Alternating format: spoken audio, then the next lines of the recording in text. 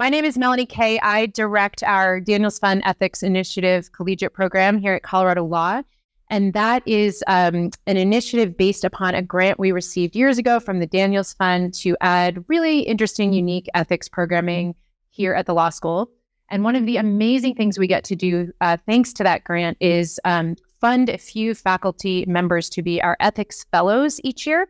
And so this year we are thrilled and honored to have Professor Harry Surden as one of our ethics fellows. And through that fellowship program, different professors get to come up with really interesting, unique projects over the course of the year, funded by the grant, to be able to do things that they wouldn't necessarily get to do otherwise. And so Professor Surden's project this year is a continuation of a project started last year by Professor Kaminsky, and that is our AI ethics series. So we're now in the second year of this remarkable series. We each year have gotten to have 4 different events over the course of the year as part of this series to explore different aspects of ethics in AI, which is obviously a huge topic and far greater than even 8 sessions could address. So today we are thrilled to have with us Professor Surden. He's a professor of law here at the University of Colorado. He's also the Associate Director of Stanford University's Codex Center for Legal Informatics and the Faculty Director of the Silicon Flatirons Artificial Intelligence Initiative. Professor Surden is one of the leading scholars of artificial intelligence and law and is the creator of Computable Contracts. His articles, Structural Rights and Privacy, Machine Learning and Law, and Artificial Intelligence and Law and Overview have been widely cited. Professor Surden has a background both in computer science and law.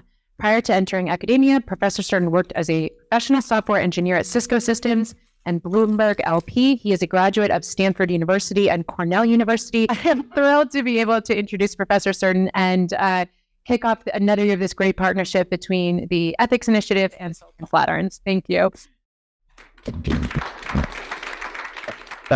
Thank you so much. I just think OI is trying to stop me from talking. They don't want to hear what I have to say. But thank you, Melanie, for that generous introduction. And I also want to thank the Silicon Flatirons team for putting together such an amazing event.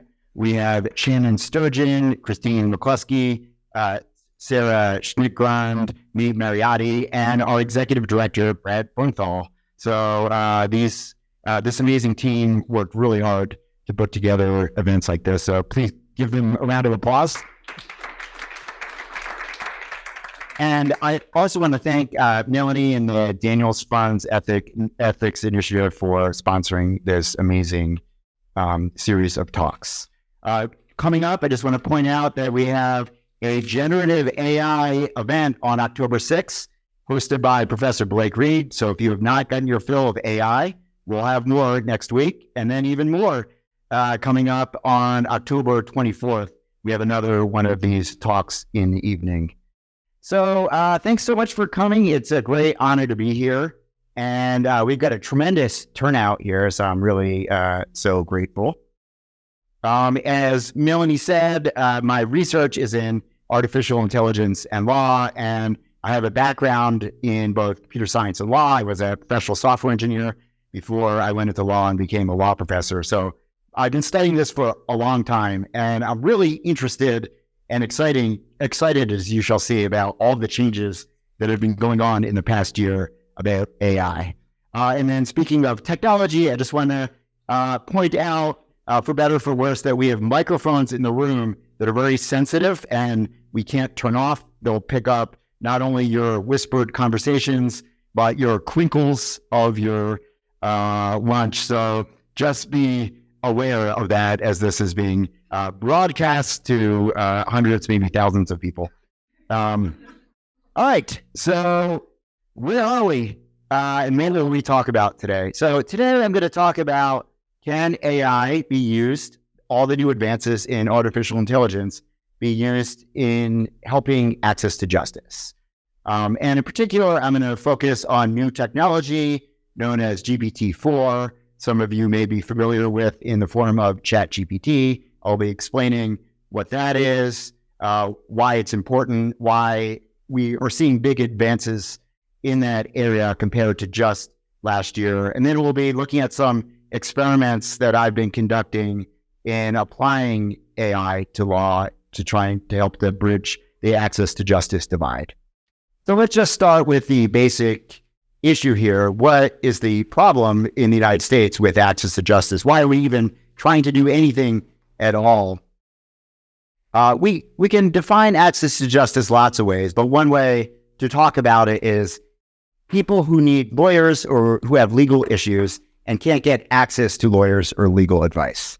So in this talk, I'm only going to be focusing on civil law access to justice issues, things like family law, employment law, contract law, landlord law, and not criminal law. Criminal law is very important, but it's just outside the scope of this talk. So primarily, I'll be focusing on civil law issues.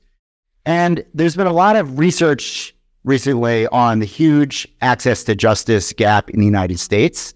It's estimated that 100 million people, 1/3 of the United States, have some sort of civil law legal issue, whether it's a contract issue or will issue or issue trying to read an insurance agreement or an insurance policy or landlord-tenant. And 80% of those people do not have access to lawyers. So usually it is because of cost. That's primarily the biggest reason. Lawyers are very expensive. A lot of times there are just not lawyers around, even if you can afford it. And it's also, there are barriers, even if you can afford it, there are barriers to going down to a lawyer, explaining your situation, particularly for scenarios that are very low stakes, kind of common issues. So say you're reading an insurance policy and you don't understand a particular word that's in legalese, you're not really going to want to reach out to a lawyer, explain the whole situation just for a simple legal question. What you'd really like is to have just that explained to you right away without necessarily having to contact a lawyer. So, but most particularly, we're concerned about access to justice for people who can't afford it. There's a lot of really serious issues involving immigration, family law, employment law, and people simply don't have access to lawyers because of cost, or they don't even know they have a legal issue. That's another problem. They might have a problem, but not realize there's a legal dimension to it. I want to point out, though, that we have excellent existing access to justice resources. So it's not like our country has done nothing about it.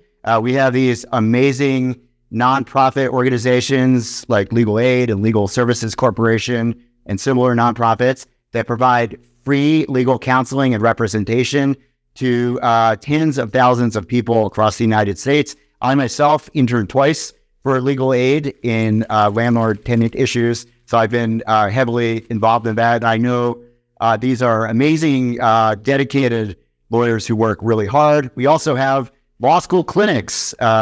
Amazingly, at the University of Colorado, we have terrific clinics run by great clinical professors and staffed by students who do terrific work on free legal advice for those who can't afford. But there's not enough. So a lot of these cases are really complex.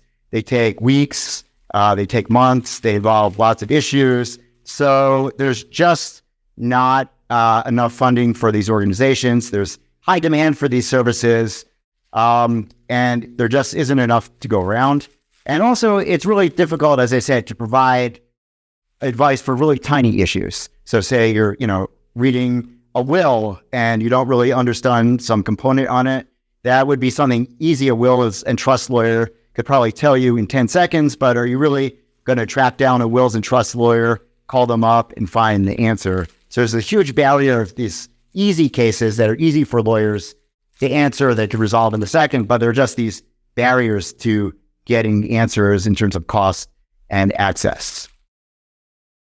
So what do people do today? Well, if they don't have access to a great legal services lawyer, which the majority of people do not, they still must act. We all live in the world and we encounter legal things, and just because we don't understand the law doesn't mean we can't act. So what do? We guess, right? That's what most people do. And I call this the advice absent baseline. So that's what ordinary people who are not lawyers are doing when they encounter a will or a contract or some sort of insurance agreement, and they're trying to understand. They make their best guess and move on.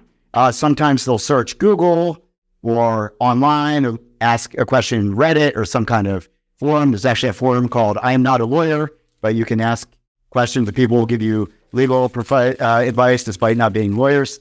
They ask friends, family, trusted community leaders. Some use self-help books or occasionally software like TurboTax, for example, to deal with their tax law liability. But the real answer is the baseline today is people are getting bad answers because they don't have competent legal advice. They're just guessing and they're doing their best, as we all must. But a lot of mistakes are being made, surely. I haven't seen anything that has tried to quantify this, but it stands to reason that lots of people are doing their best in complex legal regimes, are making errors and not making decisions that would help them the best had they had some version of legal advice.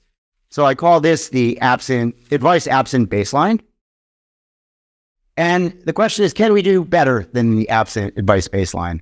Can ordinary people who don't have access to legal advice get better legal advice?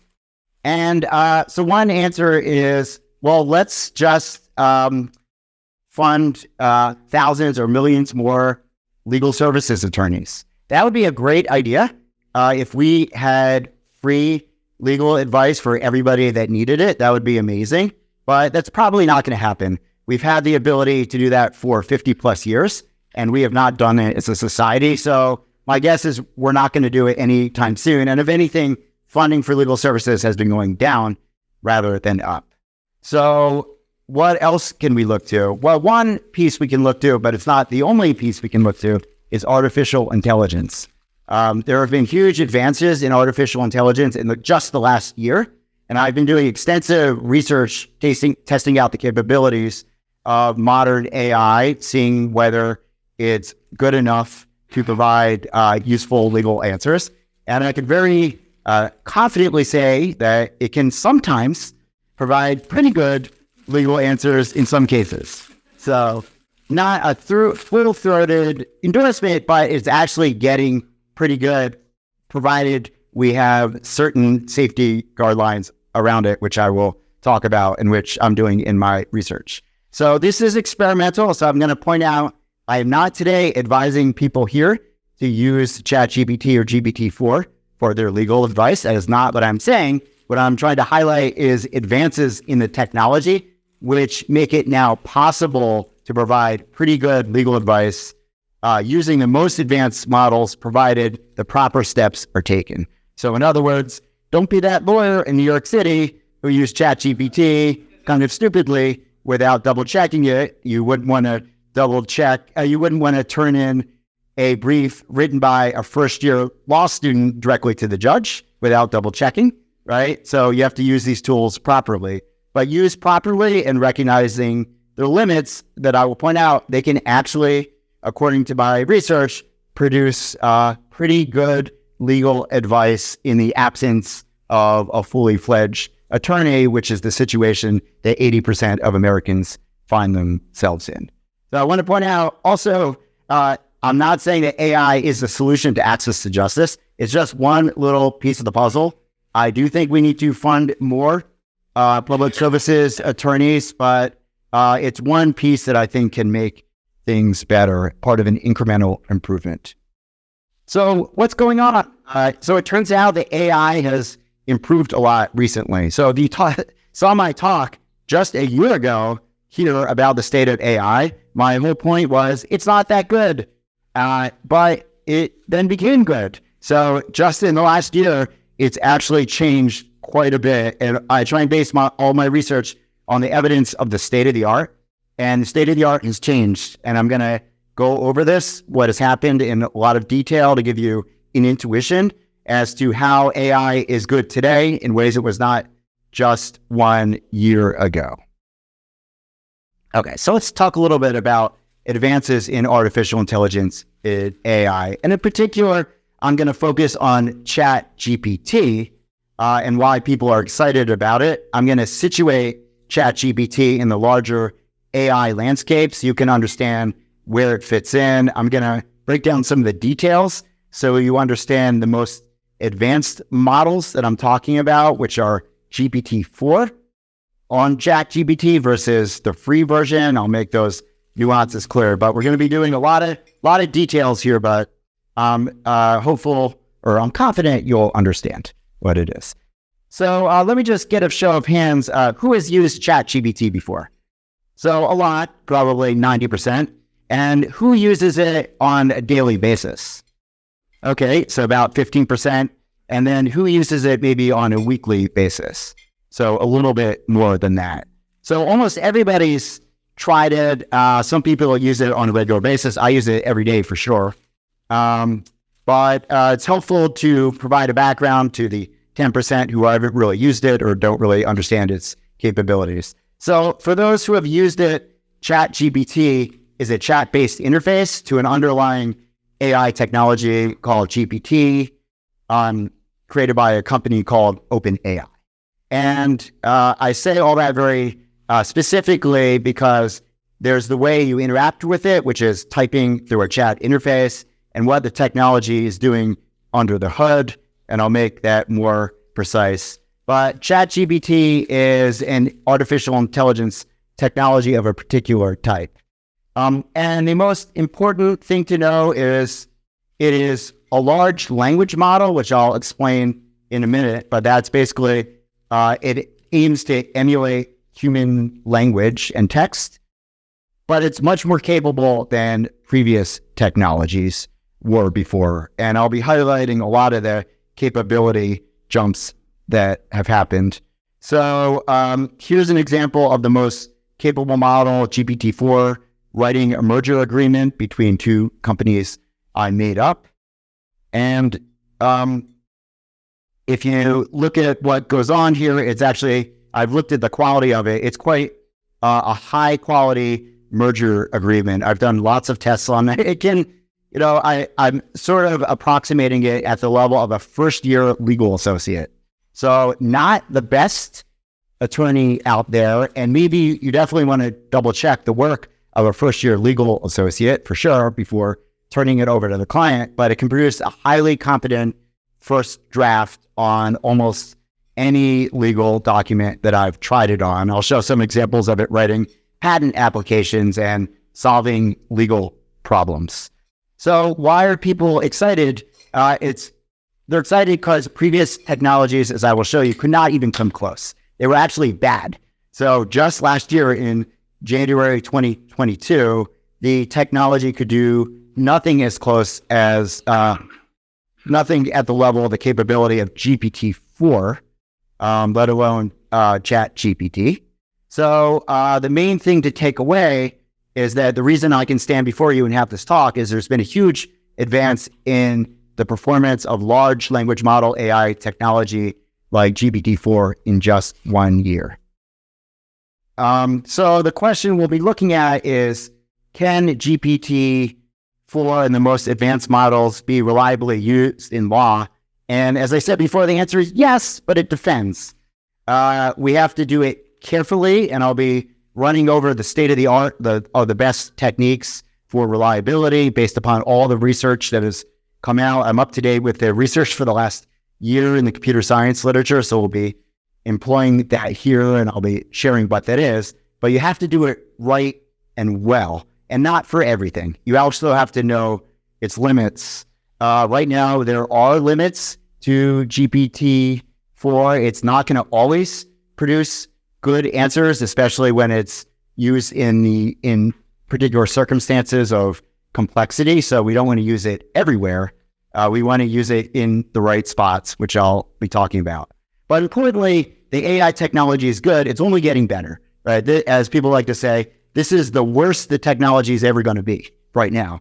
So next year, maybe we'll have GPT-5, or Google is supposedly releasing an advanced AI model called Gemini in the next couple of months, which is supposed to be really good. So as fallible as they are, they're likely to get better and better. So I think this talk will continue to be relevant, portending into the future. So let's just take a step back and understand where GPT fits in the artificial intelligence landscape and what it's actually doing. And then we'll come back and try and apply it to law. So most of you have heard of artificial intelligence, and I will do the fraught task of trying to define it, but it's a fraught task because almost nobody agrees even on what artificial intelligence or AI is. But this is one definition that I use that I find useful, which is artificial intelligence is using computers to solve problems, make predictions, answer questions, generate creative output, or make automated decisions and actions on tasks that, when done by people, require intelligence. So this is a task focus view of AI. What are humans doing, whether it's driving a car or playing chess or reading, writing poems, that we normally associate with intelligence, which are higher order cognitive tasks such as problem solving, abstract reasoning, creativity, spatial visual recognition. If a human does that and we associate that with intelligence, and then we get a computer to do that same task, we call that an artificial intelligence task. Now, that's not a complete definition for a couple of reasons. The first is to emphasize that computers solve intelligent tasks very differently than humans do. So it's a big mistake to think that if a computer is driving a car or playing chess, it must be doing it the same way that humans do. And that's not the case. Computers do it very differently, even though they ultimately sometimes get to the same or better results. Another thing to talk about is actually in many areas, AI systems are better than humans. So for example, spotting credit card fraud. You could certainly read through your credit card receipt and spot a fraudulent item on there, but a AI system can do it much better and much faster than you can. It can scan billions of credit card charges and spot fraud. So while this is not a complete view of artificial intelligence, it's a pretty good one, and it covers most of what we're talking about.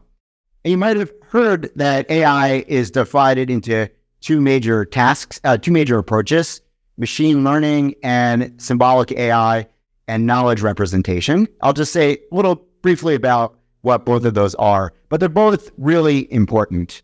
So AI started out with this idea in the 40s, 50s, and 60s that maybe we could encode human knowledge in terms of rules and have the computer kind of apply those rules systematically, almost like if-then statements. So an example of this, if we've ever used TurboTax or any such tax preparation software, they've got a series of rules and they ask you, if this is a business expense and this happens, then it's deductible, right? So it's what we have there is basically legal knowledge encoded in a series of rules.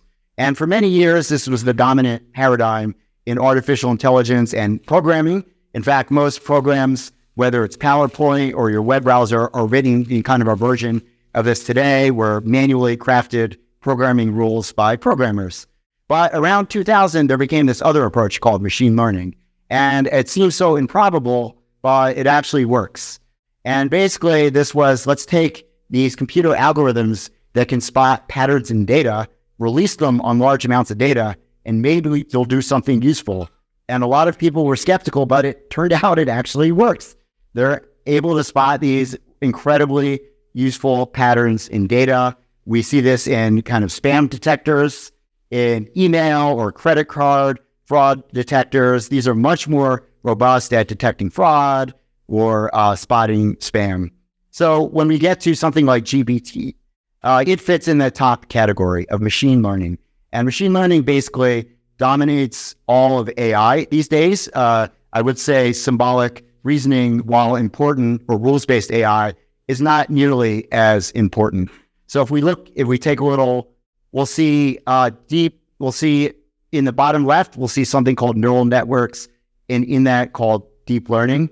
These are two machine learning approaches, which I'll talk about in a minute, that GPT uses.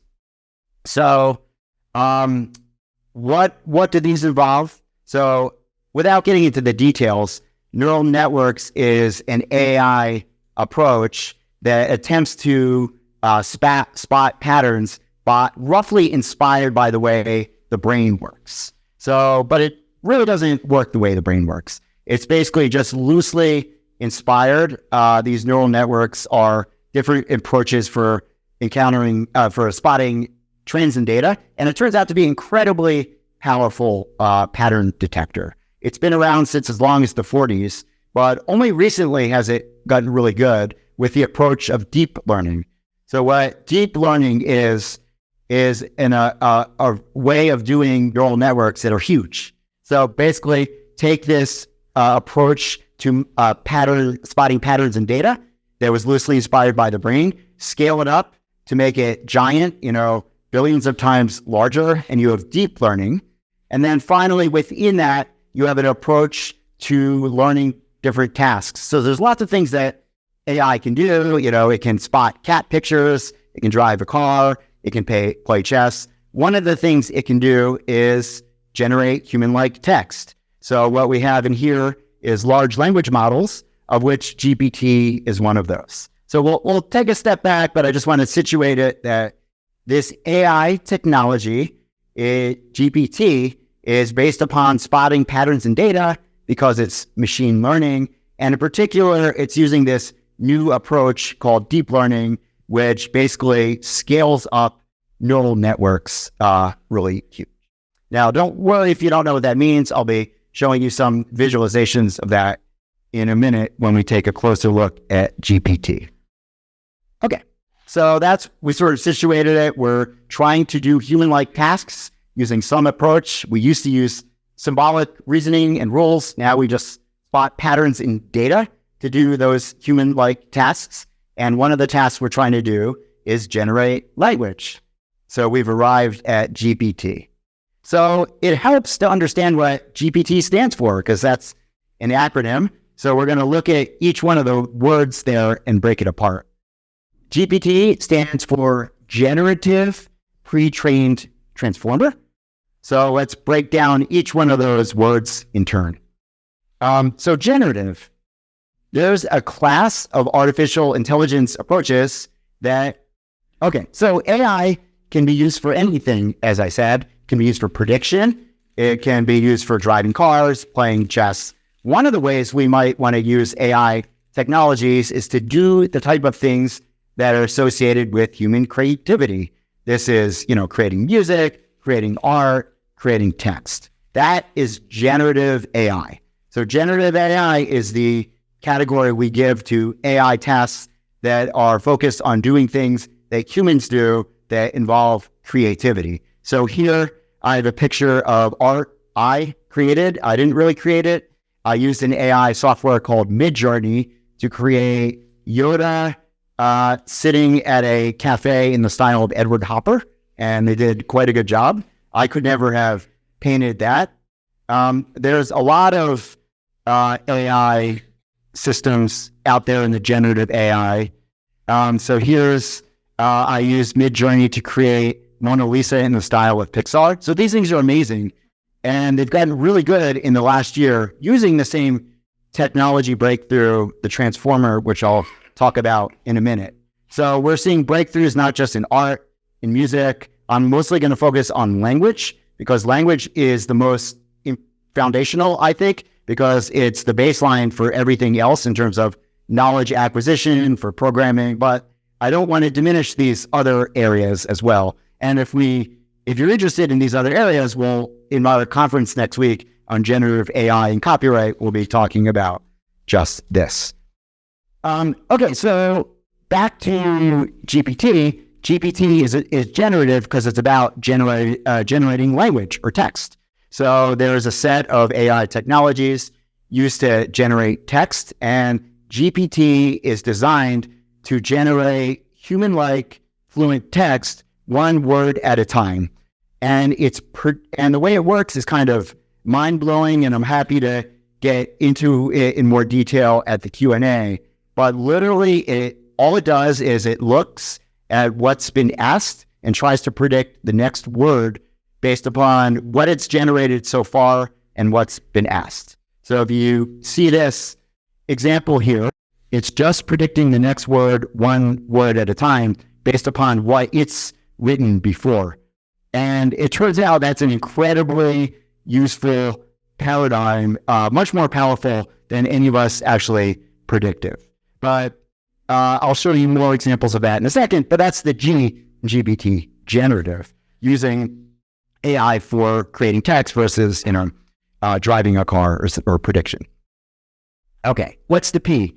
This is pre-trained. So this was kind of an invention that happened in 2015 where somebody said, what happens if we take these machine learning systems and just release it on all the internet? See what happens. Can they detect patterns on the internet? So people started trying to do this, releasing this on huge amounts of vocabularies, billions, sometimes trillions of words, hoping that the AI would learn things like how to generate text. And it turned out it worked. It just by spotting patterns, given enough data, it was able to learn how to generate fluent text. So this is the process of pre-training, which is you take a model, you release it on lots of text, you teach it how to produce general language, and then you take that pre-trained model and then you apply it to other things, maybe law or medicine or, writing stories, what have you. So this is in the past, they didn't have this idea that you could release a model over here, teach it general language capabilities and transfer those abilities to new domains. But that's the pre-training idea. That's the P. Because of this, GPT is part of a class of technologies known as large language models. So language models are AI machine learning systems that try and kind of build a representation of human language and ideas and speech. And when they're big and involve billions of lines of text and a huge size neural networks, they're called large language models as opposed to small language models. So GPT has been trained on billions of words, so it's a large language model. Okay, and finally the T we come to is transformer. So this is basically a new-ish technology. It came out in 2017, invented by Google, but it's revolutionized the way AI works. And basically why it's amazing is that it allows in language for AI systems like GPT-4 to understand the context of what you're asking it. So say you ask it, what is the capital of France? Thanks to the transformer technology, which I won't go into detail about, it's able to look around at what you're asking it and understand what capital is, and you're asking about the country France. And based upon that, it's able to produce Paris as the most likely next word. So this was a big breakthrough. It allowed efficiency. And almost all the big technologies we're seeing in art, in music, in GPT are based upon this one breakthrough by Google. Interestingly, Google didn't really capitalize on its own breakthrough. It was a different company, OpenAI, which did. We'll talk about that in a second. So just to, again, contextualize where we are, this is kind of our breakdown. We've got ChatGPT, which aims to generate language. The process of modeling human language and thought and ideas is called large language modeling. And then if we go down the stack, we see we've got artificial intelligence, which is about human tasks, machine learning, spotting patterns in data, neural networks, one approach to machine learning inspired by the human brain, but very different from it, deep learning, large neural networks, and finally, transformer, which is one way of doing this technology efficiently in ways that allow you to take into account context. Okay, so what about GPT? GPT was developed by a company called OpenAI, which used to be a nonprofit, then but mysteriously transformed into a for-profit. And they'd really smart people there, and still do, who looked at Google's transformer architecture in 2017 and said, wow, this is big. This is a big innovation, and Google doesn't seem to be doing anything with it, and they've made it free and open source. So let's do something with it. So in 2018, they did their first version of GPT, creating human text. It was bad. GPT-2, a little bit better, but not so good. GPT-3, actually, which was in 2020, was the first technology from OpenAI that started to look interesting because it was producing human text, but it couldn't do really anything else as far as we could tell. Besides producing human-level text, it could write stories, but it wasn't really answering questions. It didn't really seem like artificial intelligence. It seemed like it was just mixing and matching existing stuff it had read on the internet and producing various versions of that. Finally, the big thing that changed was in November of last year, ChatGPT, which is known as GPT 3.5. There, OpenAI made a huge number of engineering improvements on Google's Transformer, and we have the first modern, capable, general-purpose AI system. It was a big deal, and it continues to be a big deal, and that's the version that is free for all of you, anybody out there. Then in March 2023, they came out with GPT-4, which is the most advanced, most capable state-of-the-art model. It's only available if you pay $20 a month, which I do. But I want to point this out because all of the examples I use here are based upon the most capable model, GPT-4. So everything I do here, you can replicate at home, provided you use GPT-4. So a big mistake that people make is they go and they use the free version at home, which is much less capable, and it gives you worse results. It's pretty good at law, but it's not that good. It's not that reliable. By contrast, GPT-4, the paid version, you can tell by the icon, it looks different. So the free version has a green icon. That's the giveaway. Whereas GPT-4, the more advanced version, when you see a picture of it, it'll be purple or orange or black. So this is really important because they're vastly different. So I'm focusing on the most advanced model here, GPT-4, and it really makes a difference. Okay. So it's important. So I want to show you the big difference. I've been studying this for 20 years, and only in the last year have I been impressed with AI technology, and I haven't really been impressed the previous 19 years. So it's important to see what happened in the last year. And as I said, the version of GPT-3, which was released in 2020, was pretty impressive in terms of, making poems and things like that. That itself was a big breakthrough. But nobody really saw it as kind of genuine artificial intelligence. They weren't, nobody really paid that much attention to it other than OpenAI. But fortunately, we can compare the models from just last year, January of 2022, to GPT-4 today, side by side, because OpenAI has thankfully kept their old models online, so we can do side-by-side comparisons, so I can illustrate to you the big jump in capability that happened in 1 year. So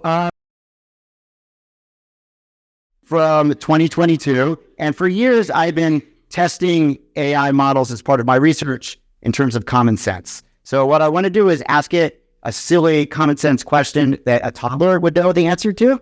How many legs does an apple have? But importantly, I wanted this to not be a question that had been asked before on the internet, probably. It's probably unlikely that people have said something like that because you're testing its ability to reason about new data, not copying existing data on the internet. So the old models would confidently give you answers like, an apple has 4 legs. I've been testing its legal ability for a while. Again, this is the old model. Right emotion for summary judgment, not so good, right? So you wouldn't exactly say that the old GPT-3 was a shining beacon of legal intellect. But things started happening in November 2022 with ChatGPT, which had new engineering advances that surprised almost everybody in the community by how good it was. So the two things that happened was ChatGPT was the first system that, even though it was trained just to predict text, could actually, as a byproduct, accidentally do reasoning and problem solving, which was amazing. Nobody expected that. We all expected it to generate poems and stories, but no one expected it to be able to solve, problems like this, which I, made up versus off a version from a puzzle book, but there it goes off to the races, solving a really hard puzzle. And then this was kind of amazing. We were not expecting that as a byproduct, it could solve problems. And in fact, most people didn't even test it out for the first few weeks because we were just using it to write funny poems in the style of pirates and things like that, because that's what we thought it could do. And then another amazing ability was that it could understand almost anything that you gave to it. Now, it's not going to always give you the right answer, but as far as I can tell, it will almost always give you a sensible, reasonable answer that is on point for what you're asking. And previous models cannot do this at all. So previous AI models, you might have heard, in 2022, you'd ask it a question and it would very frequently just produce nonsense that was unrelated to what you were asking it. At a minimum, ChatGPT will give you something relevant, even if not accurate. And then in 2023, March, about 6 months ago, GPT-4 came out and it was better at problem solving, reasoning, all across the board. It is amazing. So researchers, including myself, soon realized that it might be useful for applying to law, for things like access to justice. So here's an example of GPT-4 writing a patent application. It's just a made up. And I teach patent law, and I can tell you, it wrote a patent application that is good enough not to get passed through the patent office, but at least not to be immediately dismissed by a patent examiner. And before that, as far as I can tell, there were no technologies that could reasonably do that on an arbitrary input. So this is early 2022 motion for summary judgment, what the old system could do. This is what the new system could do. So I took I just found a random case. I took the fact section. It was after GPT's training data, so it couldn't have been trained on it. Asked it to write a motion to dismiss, and it did an incredibly capable motion to dismiss. Again, as good as a first-year associate, you wouldn't want to turn it in without double-checking things. But this is absolutely astonishing that GPT-4 can do this. I asked it, here's the old model. I asked it the Apple question, not so good. Let's ask GPT-4 the Apple question. How many likes did it? So it's not it's given a great answer. It knows that apples don't have leads. It tells you the apples. But then you can push it further and ask it kind of questions that no other system could answer before. Person A takes an apple. Person A has an apple, is what it said. Person B takes person A's apple and goes in the other room. Person A hears chopping sounds. What does person A think? So it's kind of a theory of mind. It's trying to put itself in the position. And of course, we don't want to anthropomorphize here. It's a system. It's not a human. So it is putting itself in the position of person A hearing chopping sounds, and it realizes that person A believes that person B is eating the apple. And then you can ask it further, how would person A feel if person B took the apple and ate it? And it knows person A, if they were intending to eat it, would probably feel annoyed or frustrated or angry. So this is incredible. No other system could do anything like this in the past. And then you can even ask it to think through, in this hypothetical situation, where's the apple likely to be 5 minutes in the future? And it's going to give you a good answer. Part of it's in the stomach, maybe part of it's in the trash can. I mean, it's actually astonishing. So this is why I very confidently will say that GPT is one of the biggest breakthroughs in artificial intelligence in the last 20 years, particularly GPT-4, because I've been studying this for about 20 years, and it's hard to impress me. Now, I don't want to be all praise about GPT because it has some well-known problems which you're probably familiar with. It's known to occasionally make up facts, known as hallucinations. Sometimes the information is out of date. It gets reasoning wrong. It makes basic common sense errors. So I'm going to show ways that these things can be reduced, although maybe not completely eliminated, and that's one of the central challenges. So let's take the most capable model, GPT-4, not the free version that you have access to, but the version that you can pay $20 a month and have access to, and ask, can this be used for access to justice? And I think so, yes. I've been doing a lot of research on this, but with caveats, right? So the approach that I'm using, and I'll show you a research project I have out of Stanford that is doing this very thing, is not having people interact with GPT-4 directly, but instead have a system that is built on top of GPT-4 or other advanced technologies that does things like error checking and verifiability and all sorts of things in order to improve the reliability of outcomes. So, and also mindful of its limitations. So I'm going to show you an example of this project in a second. So this is a research prototype out of my research group at the Stanford Center for Legal Informatics, or Codex. And this software is going to be free to use and open source. And we're working with legal services, corporation, attorneys, legal aid for our first phase to allow them to use it to extend their reach to serve more clients. So if clients come in, if they have sort of basic questions that a lawyer could easily answer, but they're just time consuming, maybe this system will be able to provide answers. And importantly, phase one is curated by actual lawyers. And then phase two, once we ensure the reliability, who knows how long this will be, but we'd love to open it up under the auspices of legal aid for a general question and answering service for the public about legal services and issues that they might have. So I'm going to show you a demo, but you have to use your imagination because this is a research prototype. The end system is going to look much friendlier and happier. This is something that we hacked up in a laboratory. But what I'm doing here is this system I'm about to show you.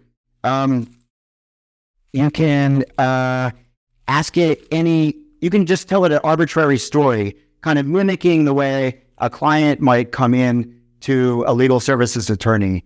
So in this scenario, the client is typing here, my landlord's keeping my money, right? And the client might not know the proper terminology. So let's see what happens here.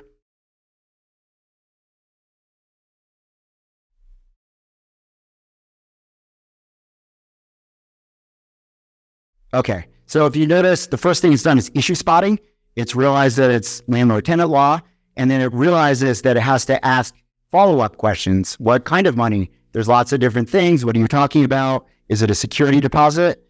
Then prompted, the user then clarifies that it's a security deposit, and why. So the user says, the landlord is saying the carpets are dirty. That's why he's keeping my security deposit. So the system is providing it with good information. In most states, the landlord can't hold back money for normal wear and tear. Do you have any examples? Is it ordinary wear and tear? Do you have pictures, et cetera, et cetera?